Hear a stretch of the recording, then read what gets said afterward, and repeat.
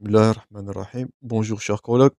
Après les avortements spontanés, on continue le cours des avortements. On va voir maintenant les avortements provoqués. C'est le cours de Dr Shelha. Toujours tous ici pour dans la description pour télécharger.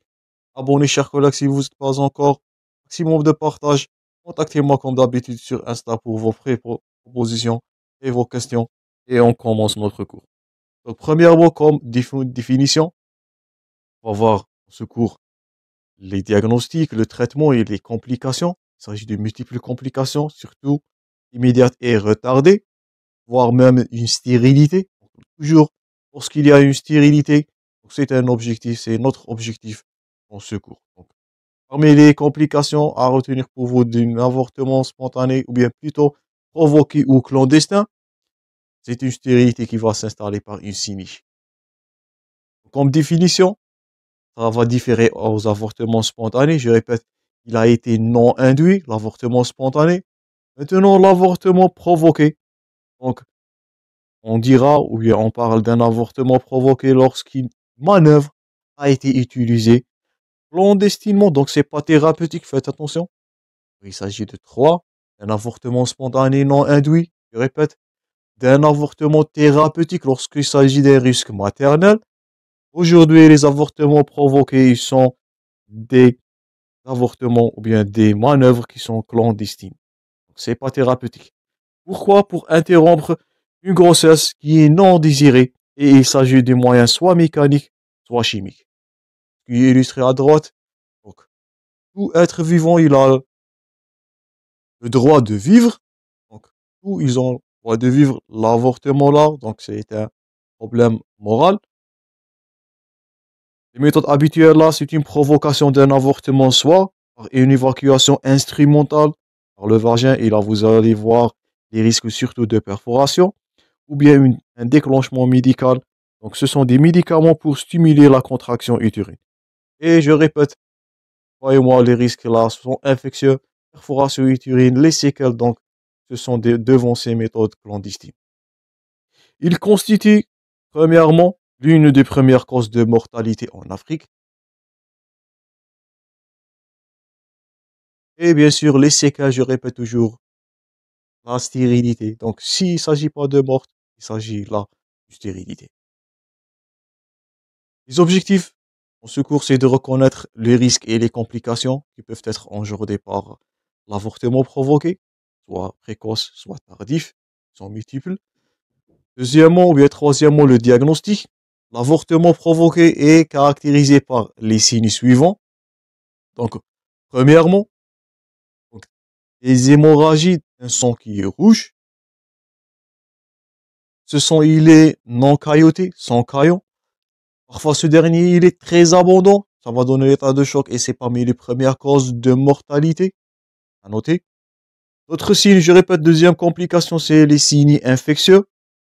Donc, surtout, mauvaise condition d'hygiène, mauvaise condition d'asepsie. Donc, ça va donner l'avortement septique et il va apparaître pendant 24 à 48 heures après cet avortement. La symptomatologie, là, c'est la fièvre, les frissons, les écoulements vaginaux. Ces infections peuvent être modérées ou, dans certains des cas, très, très sévères.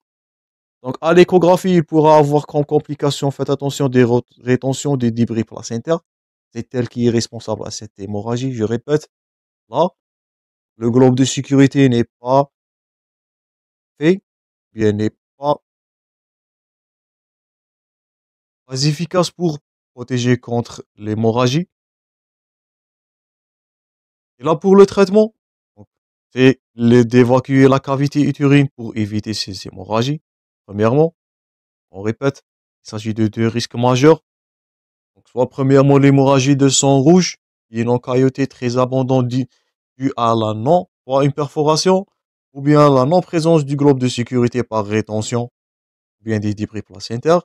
Et toujours, surtout, l'avortement septique qu'on a déjà cité précédemment, devant ces rétentions, et se manifeste par la triade fièvre, frisson, écoulement, et n'oublie pas, dans l'échographie, c'est la rétention des débris placentaires. Donc la conduite thérapeutique, premièrement, évacuer la cavité utérine pour éviter l'hémorragie et permettre, je répète, le globe de sécurité. Donc là, vous voyez les mauvaises conditions aseptiques. Le risque infectieux, il est là. Donc, le traitement, donc premièrement, évacuer la cavité utérine, un curetage. Deuxièmement, prévenir l'infection, l'antibiotique, la doxycycline à dose de 200 mg. Aussi, donc l'antiprophylaxie ou bien la prophylaxie par l'anti-D, c'est la femme qui a un groupage sanguin rhésus négatif. Ça, on va voir dans la pathologie ou bien l'immunisation maternelle-fœtale au rhésus. Prévenir les complications thromboemboliques. Là, une indication à l'héparinothérapie et la contraception. On ne veut pas que cette femme va avoir une autre grossesse sur ce terrain fragilisé. Donc, votre conduite à tenir, évacuer la cavité utérine, éviter la rétention de ces débris, éviter l'hémorragie qui est due à l'absence de globe de sécurité, éviter le avortement septique, antibiothérapie, surtout la doxycycline pour lutter contre les germes qu'on a déjà cités précédemment, l'antiprophylaxie ou bien l'immunoprophylaxie par un anti-D chez la femme à rhésus négatif, toujours elle est indiquée devant ou geste invasif, soit avortement, soit spontané, soit un avortement provoqué, voire thérapeutique. Donc, lorsqu'il s'agit d'une notion d'hémorragie, là c'est une indication à l'anti-D, bien la prophylaxie par les anti-rhésus, ID, anti-récepteurs anti-rhésus pour prévenir la immunisation maternelle-fœtale, prévenir les risques thromboemboliques, l'héparinothérapie, donc comme tout accouchement, et une contraception. Avant de conclure cette partie, dernièrement, les complications des avortements, c'est le plus important à retenir. Donc, les complications sont immédiates et peuvent être des complications retardées, qui sont les plus courantes. Donc, premièrement, comme complication immédiate, vous pouvez noter un syncope lors de la dilatation cervicale. Je vous invite à noter ces deux complications immédiates et tardives, qui sont souvent posées comme question d'examen. Donc, complication immédiate, premièrement, un syncope pendant la dilatation cervicale, déchirure du col, donc mauvaise manœuvre ou un geste invasif, il pourra aller même d'une déchirure superficielle, voire des déchirures cervico-vaginales graves, qui sont des causes d'hémorragie et qui sont mortelles. Aussi, vous pouvez noter comme complication immédiate les fistules hémorragiques majeures, qui peuvent être résulter aussi d'un traumatisme d'un utérus qui est atonique. Donc les complications, syncope, premièrement dilatation, déchirure du col, fistule hémorragique, voire une perforation utérine. Donc, moins souvent dans l'intestin et d'autres organes par manœuvre instrumentale qui est brutale. Aussi, l'anesthésie générale ou locale entraîne rarement des complications graves. Donc, le cause, bien la gravité là, je répète, soit déchirure du col, perforation de l'utérus, un syncope de la dilatation, le risque infectieux surtout. On va le revoir après 24 à 48 heures après cet avortement. Et l'hémorragie, l'absence du globe de sécurité.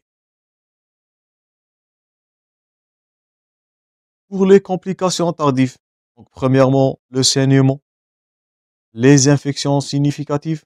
Ces complications vont survenir, je répète, en rétention d'un fragment placentaire, soit en avortement spontané ou en avortement provoqué.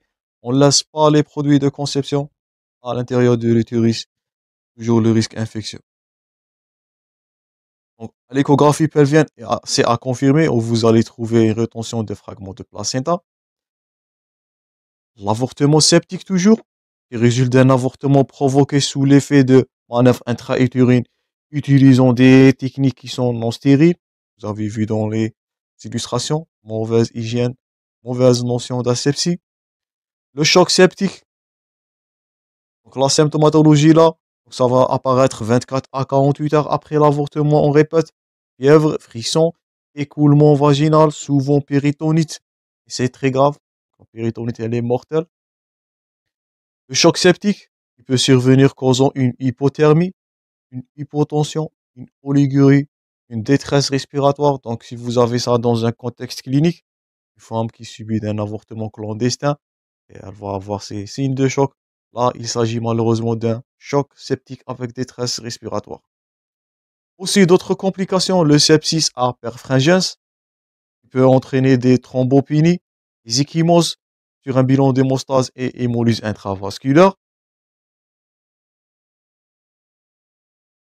Donc, la triade là, ou bien la symptomatologie, c'est une anémie, anurie, ictère, hémoglobinurie. Si vous avez ces quatre critères-là, vous allez évoquer un sepsis à perfringens. Donc, si vous avez hypotension, oligurie et fièvre, frisson, donc ça, c'est du choc septique, voire même dans certains des cas des péritonites. Deuxième cas, anémie, anurie, ictère, hémoglobinurie. Donc, vous êtes devant un sepsis par pharyngiens. C'est une cause de thrombopénie, donc de complications septiques. La stérilité, je répète, résulte par une sunichée de la cavité endométriale ou bien une fibrose tubaire due à des infections. Tout ce qui est en gras, c'est à retenir.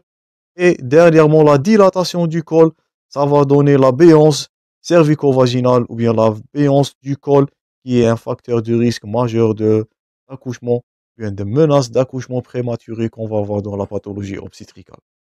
Donc, je répète, les complications immédiates, syncope, la déchirure, voire la perforation totale et la, les hémorragies ou bien les fistules. Pour les complications retardées, premièrement, c'est le saignement par absence de globe de sécurité. Infection significative, tout ça, il est dû à la rétention, je répète, des fragments de placenta. L'avortement septique, la péritonite, le choc septique, le sepsis à perfringens selon le cas et selon les critères, ou bien selon la symptomatologie. La stérilité, je répète, par synichie, parmi les complications majeures. Donc, stérilité totale, synichie, voire fibrose tubaire totale. Et dernièrement, comme résultat de cette dilatation qui est brutale, ces gestes invasifs clandestins, vous allez avoir une béance du col qui est un risque majeur de accouchement prématuré, voire d'autres avortements spontanés plus tard. Donc ça, c'est tout pour les avortements provoqués, chers collègues. J'espère que les vidéos sont utiles. J'espère que vous avez noté tous les points forts concernant les facteurs de risque, premièrement, concernant les types, la classification des avortements, la différence entre une menace d'avortement et un avortement inévitable surtout. J'insiste sur ce terme-là. Et dernièrement, la différence entre les avortements spontanés et provoqués et les complications de ces dernières, surtout la stérilité, le choc septique, l'absence de globe de sécurité et, je répète toujours, une rétention d'un produit de conception. Donc, c'est une indication au curage ou curetage à deux critères de gravité ou bien deux complications majeures, infection, voire hémorragie. Ça, c'est tout, chers collègues. Merci toujours pour votre attention. Bon courage dans vos préparations et à la prochaine.